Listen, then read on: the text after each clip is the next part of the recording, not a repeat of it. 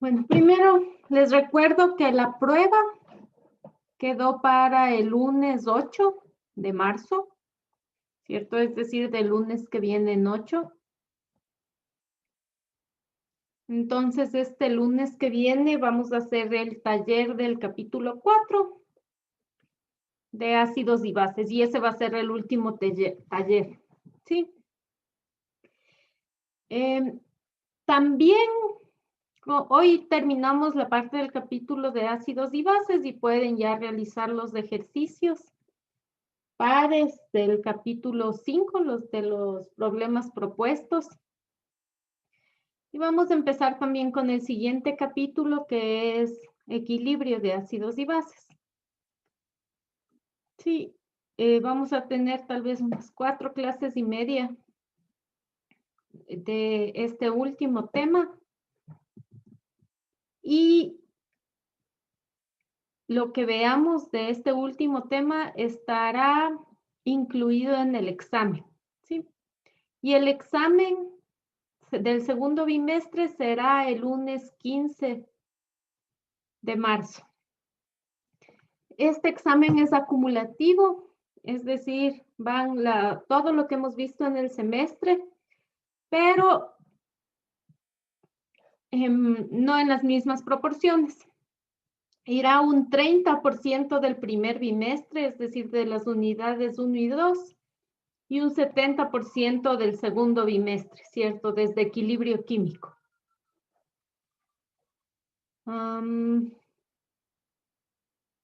Eso. Entonces, recordemos un poco qué vimos ayer, porque a la final pasamos hablando solo de ácidos y bases y al final no sé si todavía tenía su atención.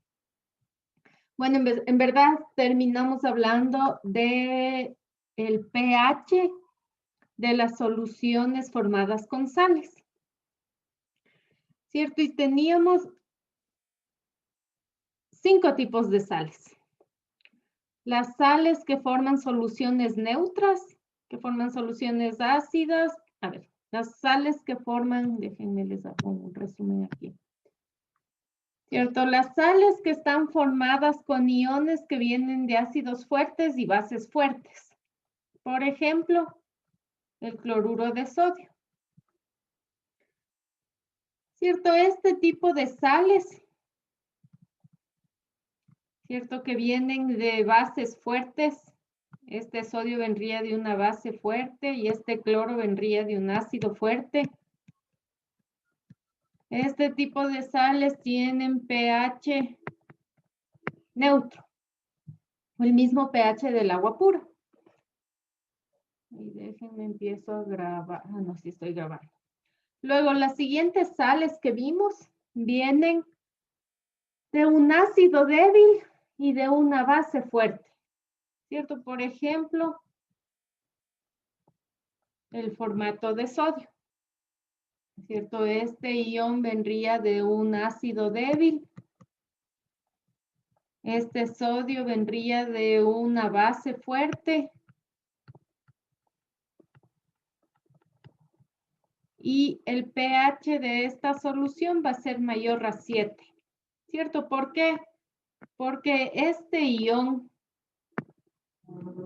formato puede volver a reaccionar con el agua y va a esa reacción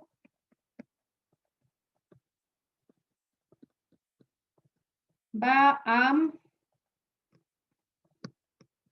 hacer que la concentración de iones OH suba, ¿no es cierto? Tendríamos HCOH más OH.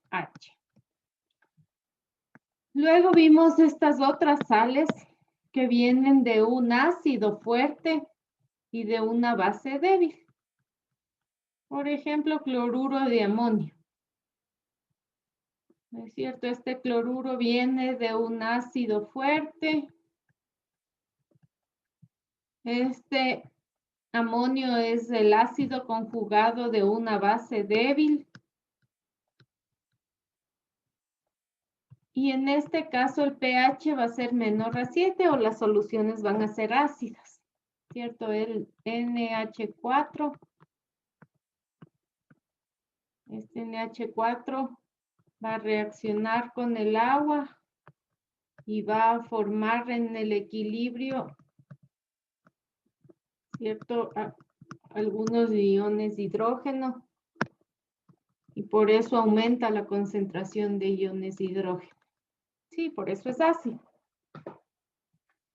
Luego teníamos otra sal que contiene un metal pequeño con una carga positiva elevada. Por ejemplo, el cloruro de aluminio vimos ayer. ¿No es cierto? Entonces, cuando está en agua, este cloruro de aluminio va a formar este ion aluminio y este cloruro. Este ion aluminio se va a rodear de 6 moléculas de agua, ¿cierto? Y cuando reacciona con el agua, entonces va a dejar algunos protones libres, ¿cierto? Una de esas moléculas de agua con las que se rodeó pierde un hidrógeno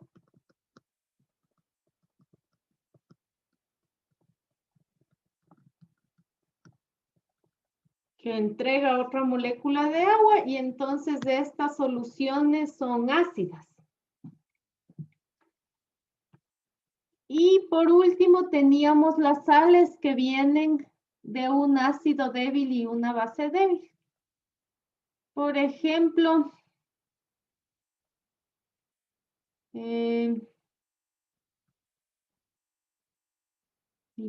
nitrato,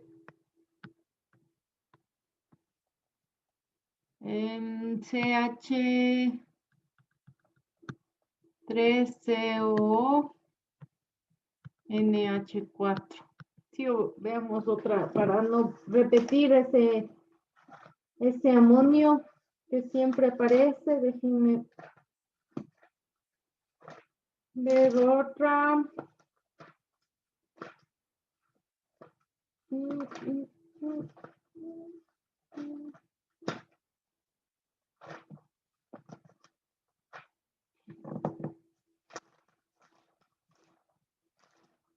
Aquí.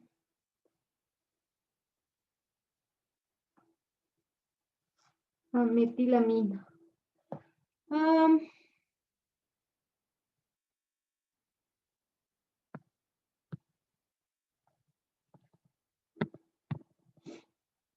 Entonces, acetato de metilamina, pongamos.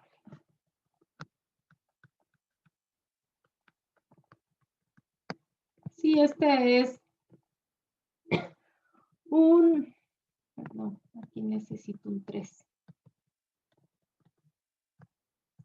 Entonces, este ion viene de un ácido débil, ¿cierto? Que es el ácido acético. Y este ion viene de una base débil, que es la metilamina. Entonces, en solución, vamos a tener dos iones.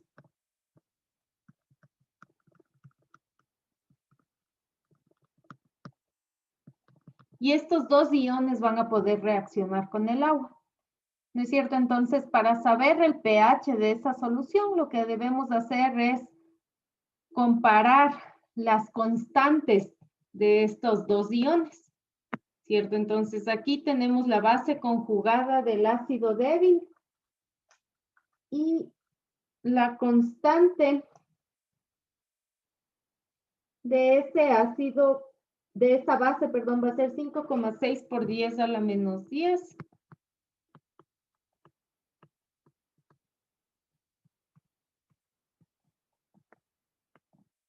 Y la constante de ese ácido conjugado de la metilamina va a ser 2,3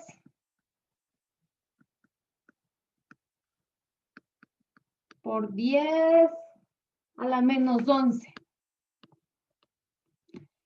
Entonces, ¿quién me dice el pH de esa solución final. El pH final de esa solución va a ser ácida o básica.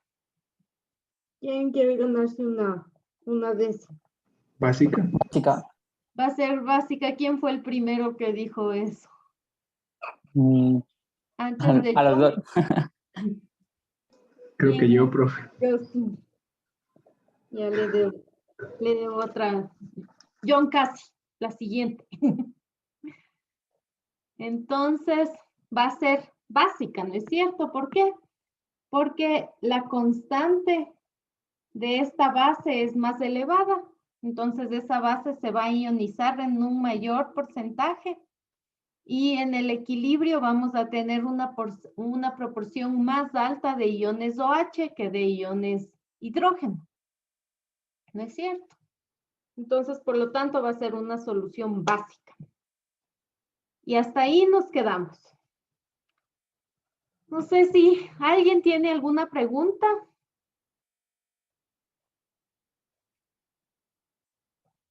Todo está claro. Chévere. Pregunten ahora.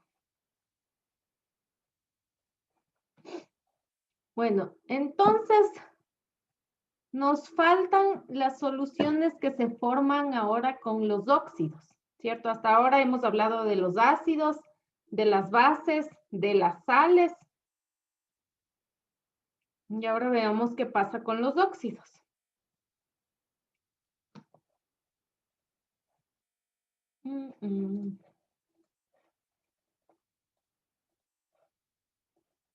Déjenme. Ya estamos terminando el capítulo.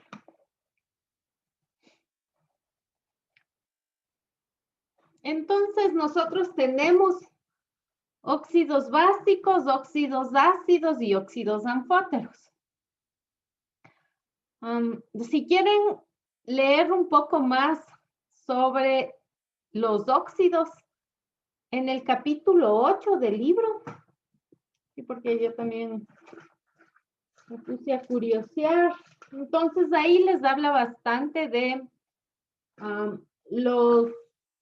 cómo están distribuidos los elementos en la tabla periódica y los compuestos que van formando estos elementos, ¿cierto? Dependiendo si son de los metales, de los no metales, qué pasa con estos metales en transición. Entonces pueden leer el capítulo 8 y ahí también les explica cómo influye el número de electrones que hay en la última capa de todos estos átomos para darles las características a cada uno de esos elementos. Sí, y sobre los óxidos, pueden encontrar algo en la página 358, por si acaso quieran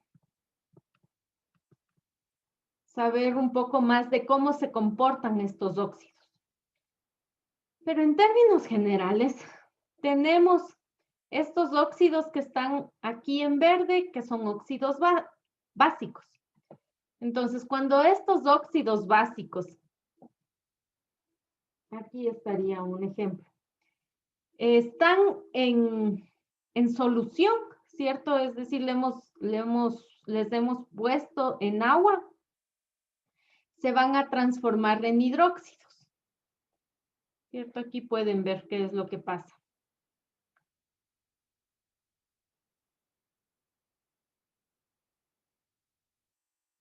Sí, y entonces estos hidróxidos no se van a quedar de esta forma, ¿no es cierto? Estos hidróxidos cuando están en solución, ¿se acuerdan qué les pasaba?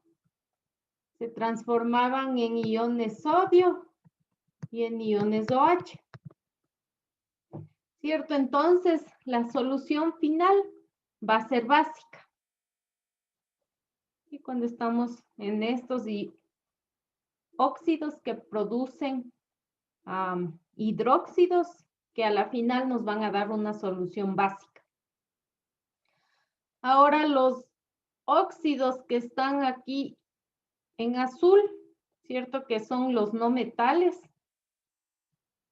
estos óxidos son ácidos, porque cuando reaccionan con el agua, van a formar ácidos, ¿cierto? Y esos ácidos van también a ionizarse parcialmente o totalmente, ¿cierto? Aquí van a formar ácidos oxácidos, por cierto. No cualquier ácido, sino ácidos oxácidos. Y entonces, a excepción del ácido perclórico y el ácido nítrico, ¿cierto? Vamos a tener H más HCO3, por ejemplo. ¿Cierto? Estos se van a ionizar parcialmente, igual las soluciones van a ser ácidas. ¿Cierto? Bueno, aquí el ácido sulfúrico también, el primer protón sale completamente. ¿Se acuerdan? Este va a ser así, H más HACO4 y luego este HSO4 también se va a ionizar. Entonces, los óxidos ácidos van a formar soluciones ácidas. Sí, ahí, si leen el libro, por ejemplo, en los ejemplos que les da, les dicen por qué cuando hay un exceso de CO2, la lluvia se acidifica, igual cuando hay un exceso de SO3, ¿cierto? Cuando estos óxidos, que son gases, entran en contacto con el agua, se forman ácidos. Y esos ácidos van a hacer que el agua ya no sea neutra, sino tenga un pH ácido. Y por otro lado, tenemos este grupo tomate, que son óxidos anfóteros. ¿Y qué quiere decir que son anfóteros? Eso quiere decir que pueden reaccionar como ácidos o como bases, dependiendo de las condiciones en las que estén reaccionando. ¿Sí? Entonces, por ejemplo, este óxido de aluminio puede transformarse en hidróxido. Déjenme ver. Me parece que en la siguiente está, no está la reacción. ¿Cierto? Entonces puede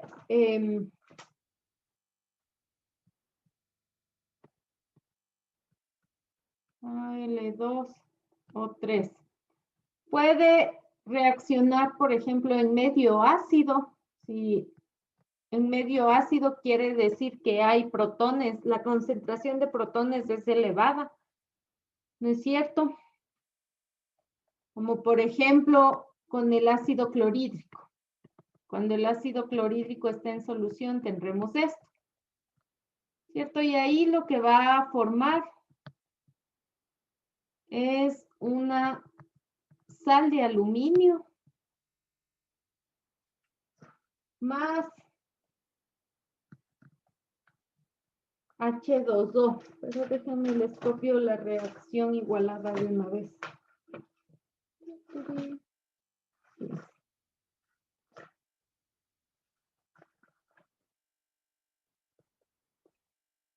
Dos AlCl3, 6H y 6Cl, ¿cierto? De 6 moléculas de ácido clorhídrico y 3 aguas.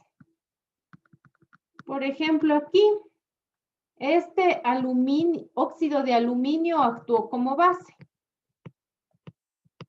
¿No es cierto? Produjo esta sal. Y esta sal, cuando está en solución, habíamos visto que va a producir soluciones, que era que me habían dicho soluciones ácidas, ¿no es cierto? Pero por otro lado, este óxido de aluminio también puede, en medios básicos, reaccionar como ácido.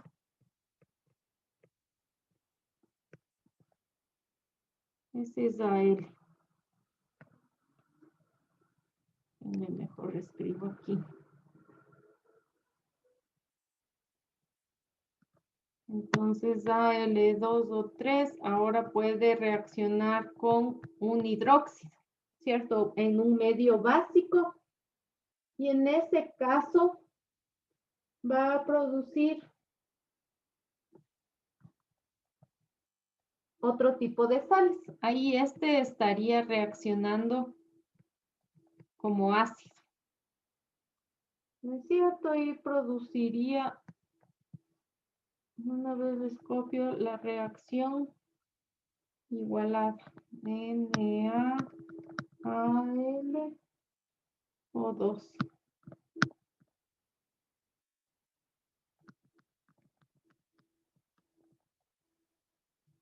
¿Sí?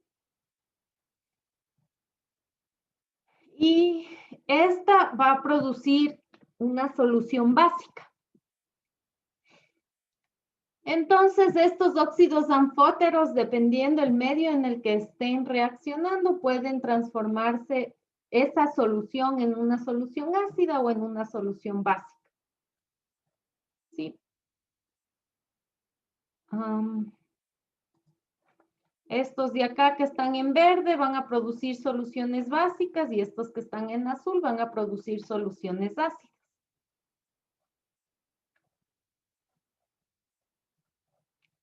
Por otro lado, y finalmente, tenemos este concepto. Hasta ahora habíamos visto a los ácidos y a las bases como sustancias que pueden donar un protón o que pueden aceptar un protón, ¿cierto? Y esa es la definición que hace Bronsted de ácidos o bases. Los ácidos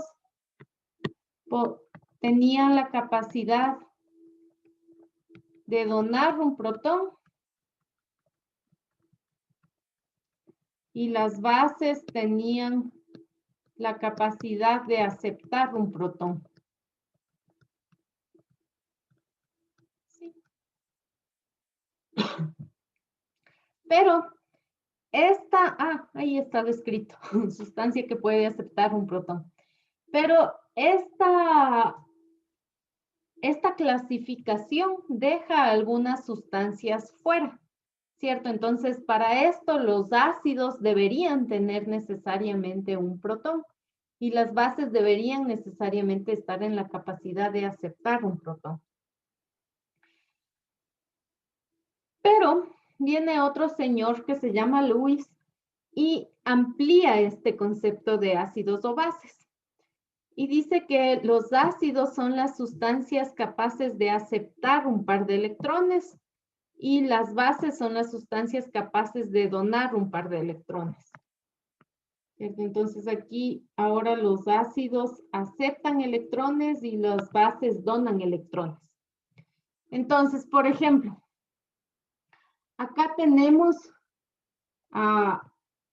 esta sería una base de acuerdo a Bronsted, ¿cierto? Porque el amoníaco puede aceptar un protón del agua. Y también de acuerdo a Lewis, porque las bases pueden donar un par de electrones, ¿cierto? Entonces, ¿a quién le donan este par de electrones que tienen aquí, que tiene el nitrógeno aquí libre? Entonces, le donan a este hidrógeno para formar un enlace covalente, ¿cierto? A este protón que no tiene electrones, por eso tiene una carga positiva. Entonces, le donan o comparten ese par de electrones con el hidrógeno. Entonces, esta va a ser una base de acuerdo a Bronsted porque acepta un protón, pero también de acuerdo a Lewis porque comparte ese par de electrones que tiene para formar un enlace covalente con el hidrógeno. ¿Cierto? Entonces, aquí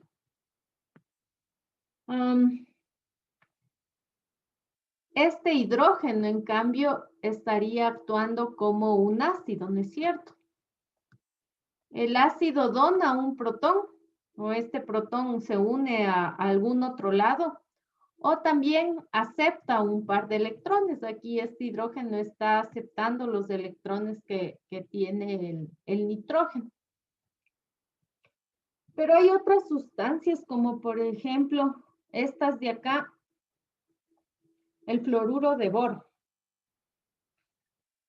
que sin necesidad de tener un protón puede actuar como ácido, ¿cierto? Entonces aquí el ácido va a ser la sustancia capaz de aceptar un par de electrones, ¿cierto? En este caso, los electrones que acepta van a ser estos que le sobran al nitrógeno del amoníaco para formar un enlace covalente,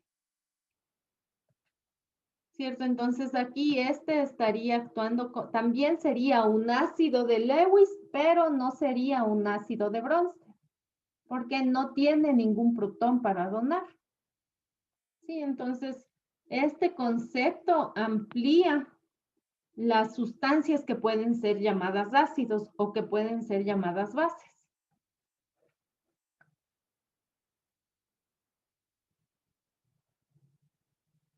Sí, igual aquí esta base no está recibiendo ningún protón, ¿cierto? Pero sí está compartiendo los electrones con el boro.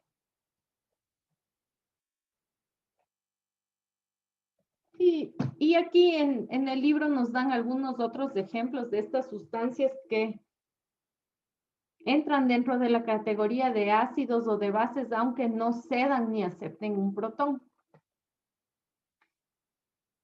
Entonces, ahorita hagamos o hagan un par de ejercicios para ver si esto está o no está comprendido. Déjenme ver. Aquí tenemos ejercicio 15.81. Ah, son de la parte de atrás. Entonces, 81, 82 y 83. 15.15. Ya.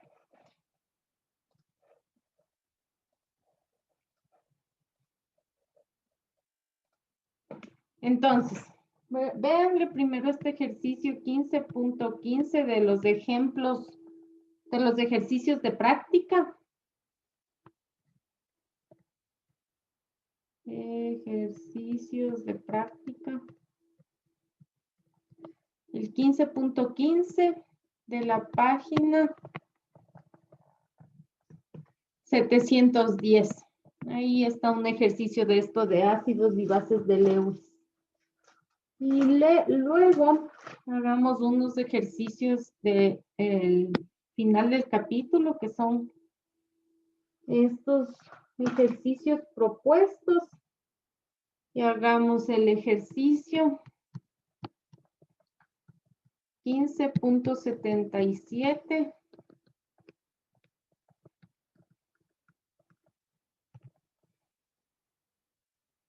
15.81.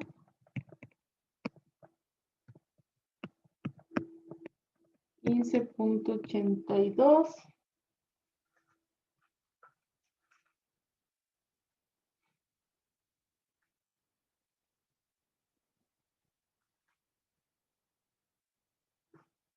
Y 15.83.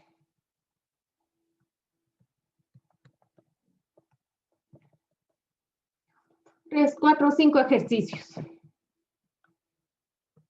Sí. Y nos vemos a las 3 para ver cómo les fue. Sí, yo creo que bueno, a las 3:05 para que también descansen un poco. Entonces ahí si tienen alguna pregunta, nos sacamos de esas dudas. Y si no, podemos revisar un poco los ejercicios de la prueba. Sí, estos ejercicios que tenían algunos literales. Listo, chicos. Nos vemos entonces en 25 minutos.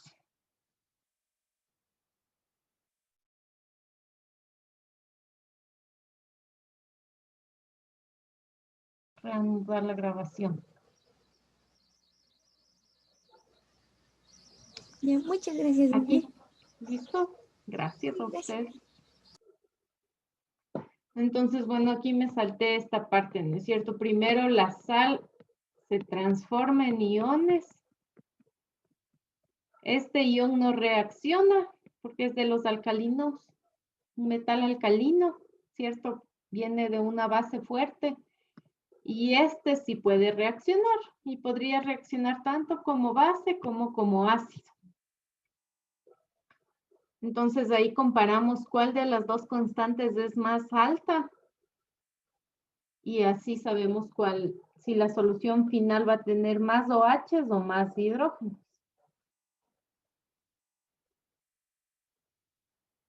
Listo. Entonces, ahora, bueno, el primero ya vimos en una clase pasada, ¿cierto? En donde teníamos esta reacción de aquí, carbono más agua forma CO más hidrógeno. Y aquí tenemos equilibrios heterogéneos.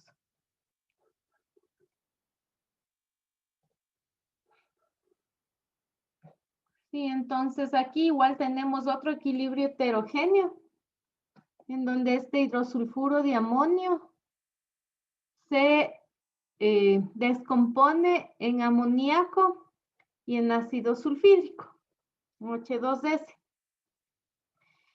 Entonces, nos dice que cuando se colocan 6.1589 gramos de sólido en un recipiente a 4 litros y 25 grados, cuando llegamos al equilibrio, la presión total es 0,709 atmósferas. Y luego también nos da la relación de las constantes de rapidez para la reacción hacia la derecha, ¿cierto? De izquierda a derecha, es decir, la reacción de estas K1. K1 a 25 grados sobre K1 a 100 grados.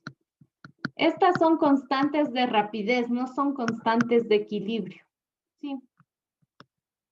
2,5 por 10 a la menos 11. Bueno, está aquí.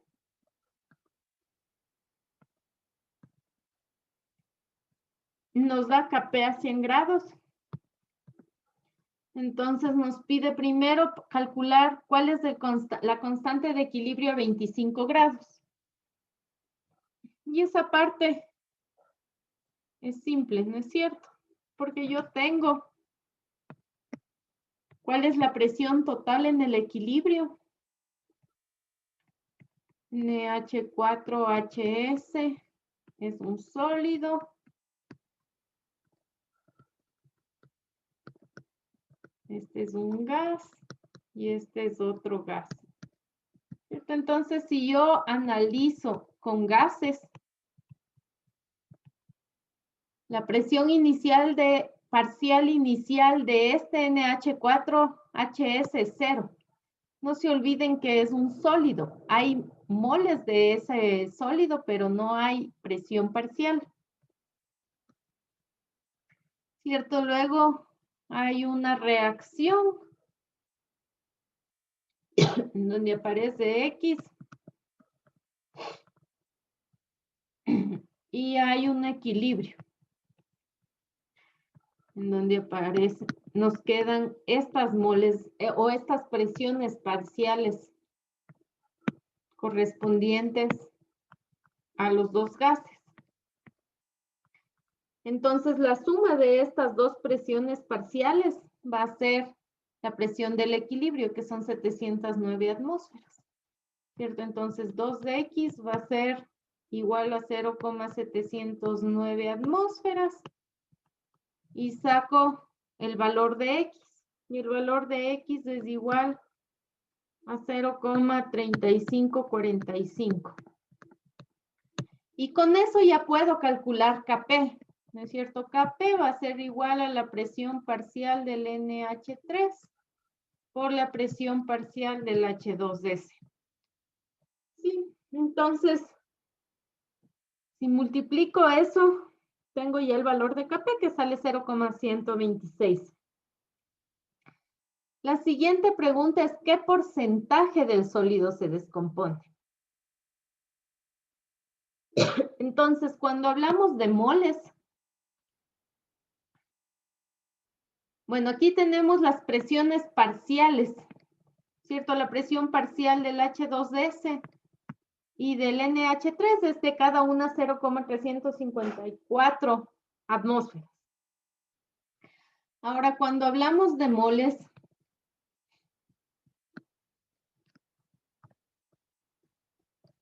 voy a guardar esta respuesta por aquí. Presión parcial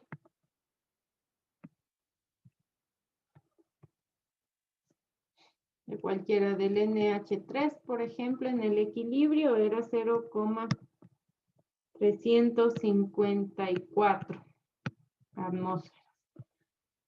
Ahora, cuando hablamos de moles, ahí sí vamos a tener moles del sólido, ¿no es cierto? El 6,1589 gramos. O, ¿qué porcentaje? ¿Puedo pasarle a moles o puedo dejarle en gramos? Como sea, pongámosle en peso.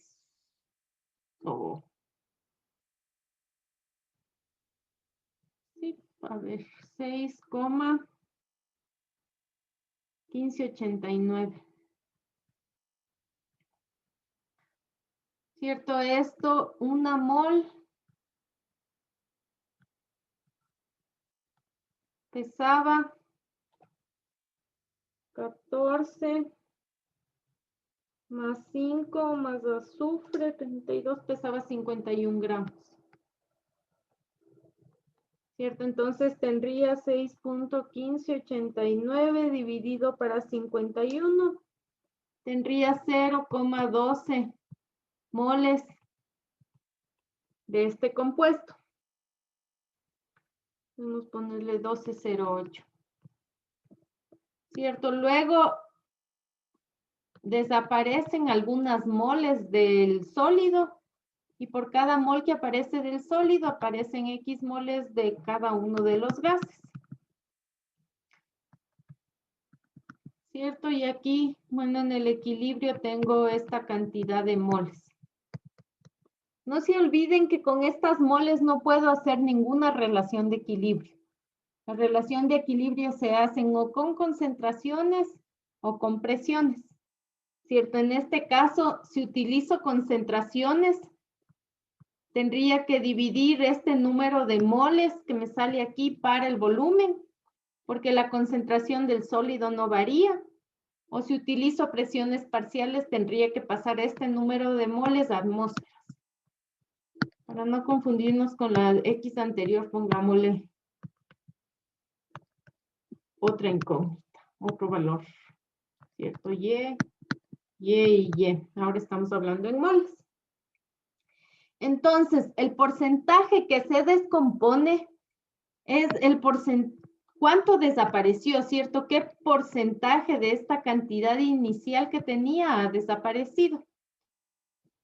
Y para encontrar eso, yo lo que tengo que hacer es dividir lo que desapareció, que sería Y, para la cantidad inicial que tendría, 0,1208 moles. ¿Sí? Hay muchos que están relacionando lo que me queda para lo que tenía en un inicio. Eso sería el porcentaje que me queda sin reaccionar. O están dividiendo la Y para lo que tengo en este momento. ¿Sí? Que no es lo que me está pidiendo. Entonces, yo necesito saber a cuánto equivalen esta Y de moles. ¿Cierto? Y como yo tengo la presión parcial de este reactivo, que habíamos dicho que era 0,354 atmósferas, yo puedo calcular esa presión parcial a cuántas moles corresponden con la ecuación de los gases ideales. ¿Cierto? PV es igual a nRT. Entonces, cuando calculan el número de moles, ¿cierto? Con la ecuación de los gases ideales, tienen el volumen, que es 4 litros, y la temperatura, que es 25 grados. Les sale que el número de moles es 0,058. Entonces aquí tendríamos 0,058 moles dividido para 0,1208 moles, que son las iniciales, y este por 100%. Sí, ahí tendríamos cuál va a ser el porcentaje que ha reaccionado o que se ha descompuesto.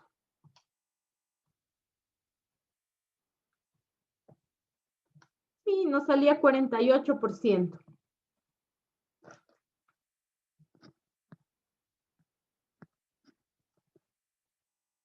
Esta parte de aquí tenían que ser similar a la del otro ejercicio, ¿cierto? No se olviden que estas son relaciones de la constante de rapidez, tanto a la derecha como a la izquierda. Perdón, constantes de rapidez a diferentes temperaturas, ¿cierto? Por ejemplo, la constante de rapidez.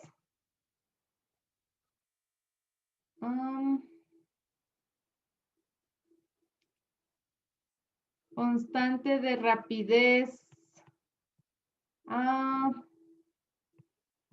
25 grados, por ejemplo, sobre constante de rapidez a 100 grados. Sí, ¿por qué le puse constante 2? Porque yo necesito las constantes en el sentido de derecha a izquierda, ¿cierto? Me pregunta cuál es la energía de activación. ¿Cuál es la energía de activación para la reacción hacia la izquierda? Sí, entonces yo necesito para eso relacionar las constantes de rapidez hacia la izquierda a dos temperaturas diferentes.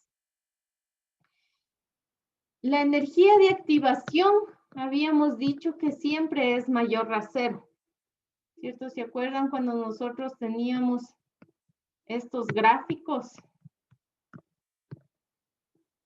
¿Cierto? Podían ser de esta forma o de esta forma, pero la energía de activación siempre es positiva.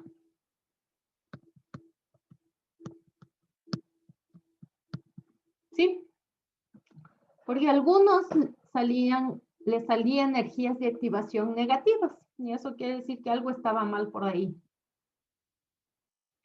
Sí, eso querría decir que las moléculas siempre estaban reaccionando y cuando chocan están entregando. Es decir, para que choquen con la energía suficiente necesitan entregar energía en vez de recibir energía. ¿Sí? Y conceptualmente la energía de activación es la energía que necesitan tener las moléculas o absorber para que choquen con la suficiente fuerza y puedan alterar esa estructura molecular que tienen, ¿cierto? Se puedan romper los enlaces y formar nuevos enlaces.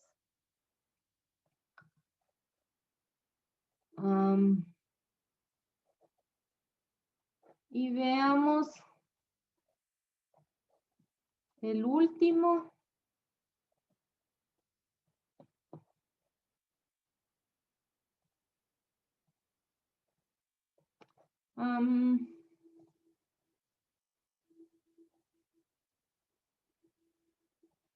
Entonces, este ejercicio también era algo similar, ¿cierto? Igual tengo un equilibrio heterogéneo,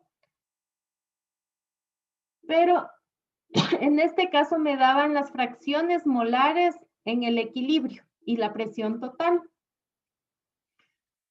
¿cierto? La fracción molar del CO2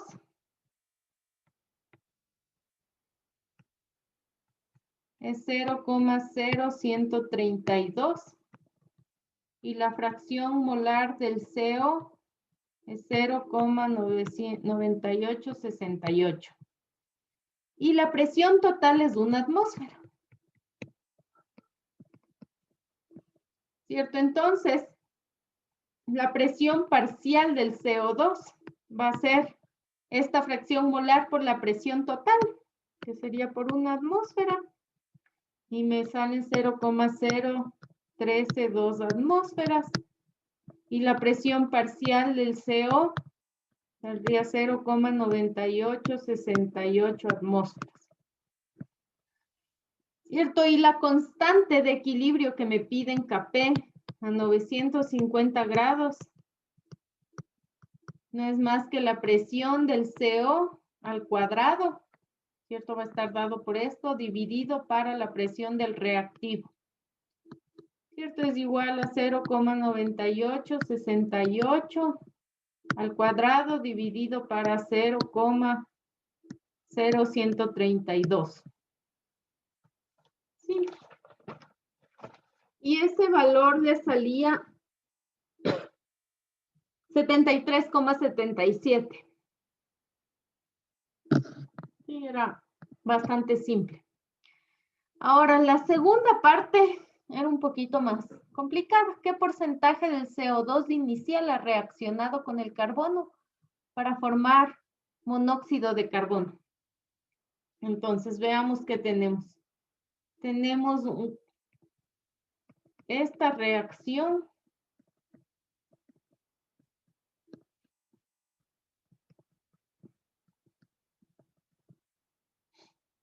¿Sí? Entonces, yo no sé cuál es la concentración inicial o la masa inicial del CO que tenía aquí. Bueno, aquí tengo alguna cantidad en un inicio. Hay una reacción y tenemos un equilibrio. ¿No es cierto? Por ejemplo, si hacemos este análisis en moles.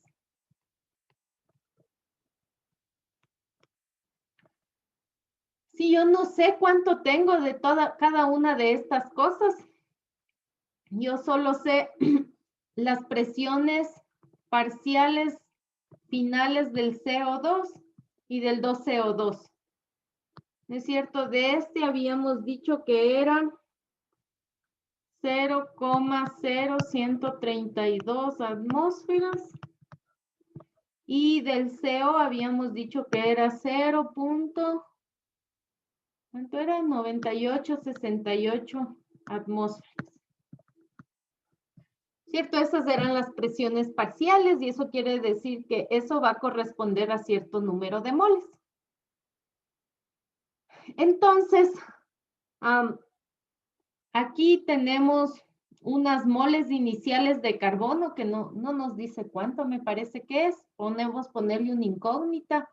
Podemos ponerle Z, por ejemplo. Aquí podemos ponerle Y. ¿Cierto? Porque necesitan existir estos dos reactivos para que se forme el producto. Sí. Luego,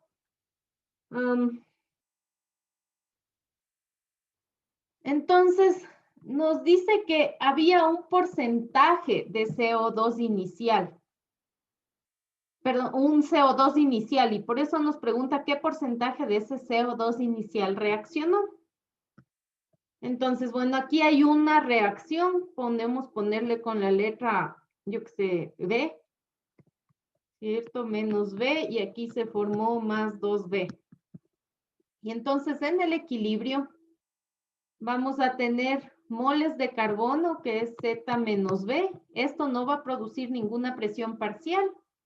Aquí vamos a tener Y menos B, que va a producir esta presión parcial de 0,0132 y aquí vamos a tener 2B, que va a producir esta presión parcial de 0,9868 atmósferas. Entonces, con esta presión parcial, yo puedo encontrar cuántas moles tengo. ¿No es cierto? Con la ley de los gases ideales, PV es igual a nRT. Entonces, el número de moles de gases va a ser igual a la presión parcial por el volumen sobre R por T. Entonces, 0,9868 por 2 litros dividido para R, 0,0821 por la temperatura, que serían los 950 grados. ¿Cierto? Y ese número de moles me sale 0,0196.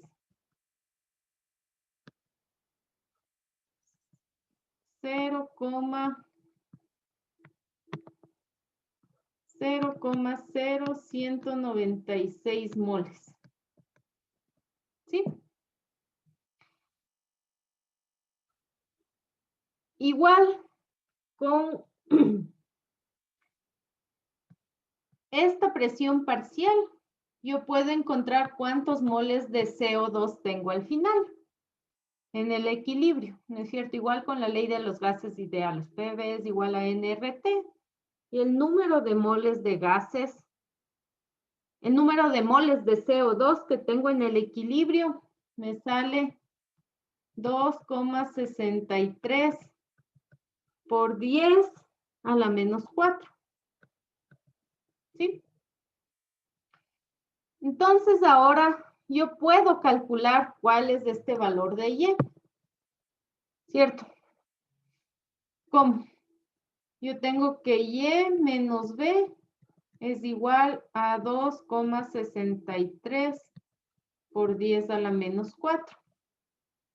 Entonces Y va a ser igual a 2,63 por 10 a la menos 4 más B. ¿Y de dónde saco ese valor de B? De aquí, ¿no es cierto? 2B es igual a 0,0196. Por lo tanto, B es igual a 0,0098 moles. Entonces, reemplazando esto, me queda que Y es igual a 2,63 por 10 a la menos 4 más 0,0098 moles. ¿Cierto? Y esto me queda igual a 0,01 moles. Ahora, el porcentaje que ha reaccionado, por eso del CO2 inicial va a ser este B dividido para Y, ¿no es cierto? Esto es lo que desapareció, lo que reaccionó, dividido para lo que yo tenía en un inicio por 100%. ¿Cierto? Eso sería igual a D, que era 0,098, me comí un 0,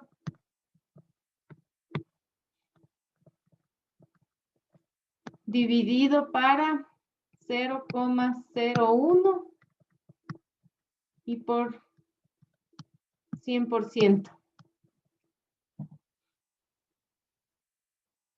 ¿Sí?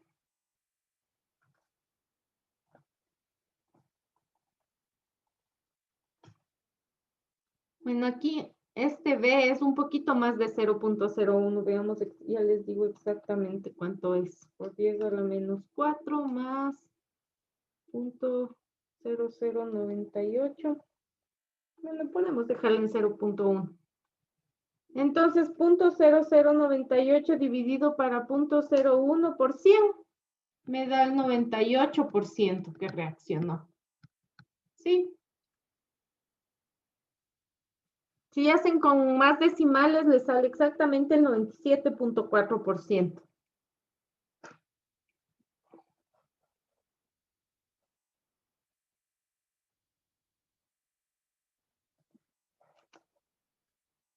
Listo. Y esta de la energía de activación es lo similar a las anteriores. ¿Cuándo fue que vimos cómo resolver esto? Me parece que fue la semana anterior. No, fue el lunes. El lunes, en la clase de lunes, al final, ahí está, vimos un poco los pasos para resolver este literal 3. ¿Sí? Listo. ¿Alguien tiene alguna pregunta de la prueba?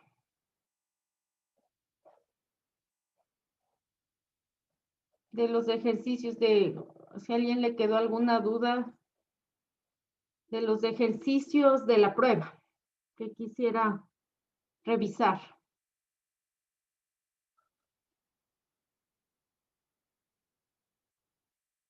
¿Qué me dice? ¿No? Bueno, creo que revisamos en los que vi que tenían un poco de problemas. No se olviden siempre que el grado igual el grado de el porcentaje de disociación o el porcentaje de ionización, ¿cierto? Cuando tenemos cualquier, por ejemplo, si estamos hablando de un ácido,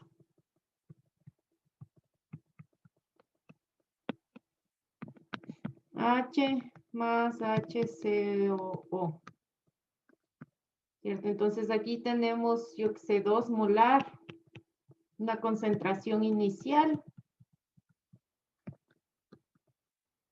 Aquí tenemos menos X, más X y más X.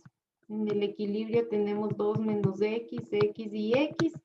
El porcentaje de ionización es el número de moléculas que se han ionizado, que sería este X, dividido para la concentración inicial. ¿Cierto? O sea, X sobre 2 y por 100%, si queremos en porcentaje. Si queremos solo en fracción, no le ponemos por 100%. Si hablamos de grado de disociación, por ejemplo, teníamos este problema. 2BC más C2. ¿Cierto? Entonces, si yo no tengo las cantidades iniciales, yo puedo hacer mi análisis con moles, ¿cierto? 1, 0, 0 o presión inicial si prefieren. Si quiero hacer compresiones.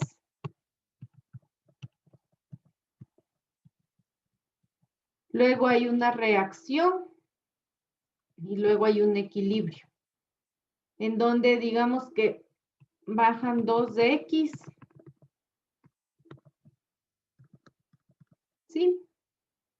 Y el grado de disociación va a ser todo esto que desaparece sobre la cantidad inicial,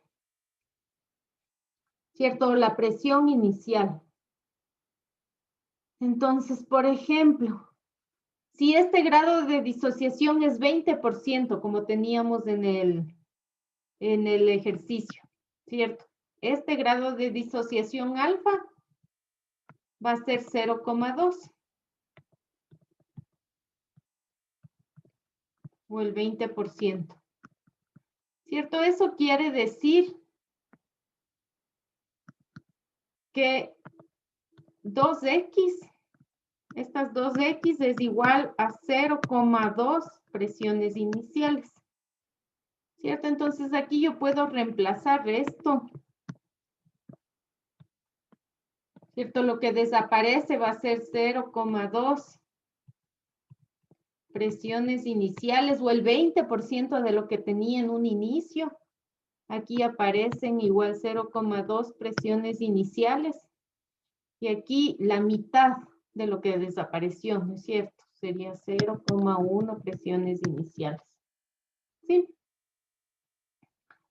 Entonces, eso no se olviden de revisar este grado de disociación.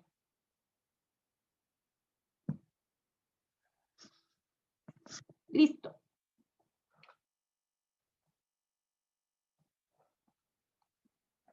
Entonces, ¿alguien tiene alguna duda ahora sí?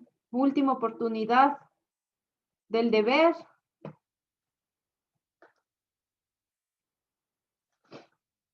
No, nadie. Chévere. Entonces, veamos. Quedémonos ahí entonces, porque me parece que ya quedan 15 minutos. Sí, menos de 15 minutos, casi 10. Quedémonos ahí para el lunes. Hacemos un taller no tan largo para poder revisar, por lo menos empezar una partecita con el siguiente capítulo, porque ya solo nos quedan 5 clases, incluyendo la de lunes. Sí, entonces el lunes empezamos con un poco de teoría, que es el efecto del ion común. Y en la segunda hora hacen el taller de este capítulo. Listo, chicos, que tengan un buen fin de semana. No se olviden de hacer los ejercicios pares del capítulo 15. Hasta luego, que les vaya bien.